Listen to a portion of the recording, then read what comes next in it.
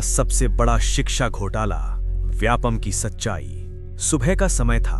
इंदौर के एक मेडिकल छात्र की अचानक रहस्यमयी मौत की खबर पूरे शहर में आग की तरह फैल गई। शुरुआत में इसे एक सामान्य हादसा माना गया, लेकिन जब कुछ ही महीनों में ऐसे दर्जनों नाम सामने आने लगे, गवाह, आरोपी, दलाल, छात्र, तो सवाल उठने लगा, क्या ये सिर्फ हादसे थे या फिर किसी बहुत बड़े राज को हमेशा के लिए दफन किया जा रहा था। यहीं से सामने आया भारत के सबसे बड़े शिक्षा घोटालों में से एक, व्यापम घोटाला। व्यापम यानी व्यावसायिक परीक्षा मंडल, मध्य प्रदेश की वो सरकारी संस्था जो मेडिकल, इंजीनियरिंग और सरकारी नौकरियों की प्रवेश परीक्षाएं आयोजित करती थी। लेकिन 2013 में खुलासा हुआ कि इन परीक्षाओं में सालों से धांधली चल रही थी। पैसे लेकर फर्जी अभ्यर्थी परीक्षा दे रहे थे, असली उम्मीदवारों की जगह सॉल्वर गैंग बैठाई जा रही थी और रोल नंबर तक जानबूझकर ऐसे सेट किए जाते थे कि नकल आसान हो सके।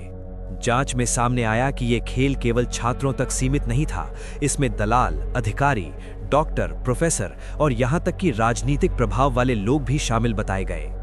2013 में पुलिस ने कई गिरफ्तारियां की और जैसे जैसे जांच आगे बढ़ी, ये मामला राज्य से निकलकर राष्ट्रीय स्तर पर चर्चा का विषय बन गया। सबसे चौंकाने वाली बात ये थी कि 2014-2015 के दौरान इस मामले से जुड़े कई लोगों की असामान्य परिस्थितियों में मौत हो गई।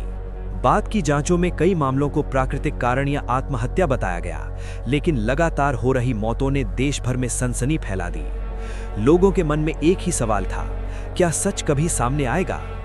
बढ़ते दबाव के बीच 2015 में यह मामला सीबीआई को सौंप दिया गया। जांच में हजारों लोगों को आरोपी बनाया गया और सैकड़ों गिरफ्तारियां हुई।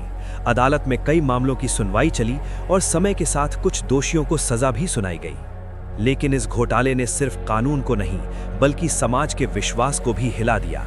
जिन परीक्षाओं को मेहनत और ईमानदारी का प्रतीक माना जाता था, वही पैसों और सिफारिशों का खेल बन गई। हजारों ईमानदार छात्रों का भविष्य प्रभावित हुआ।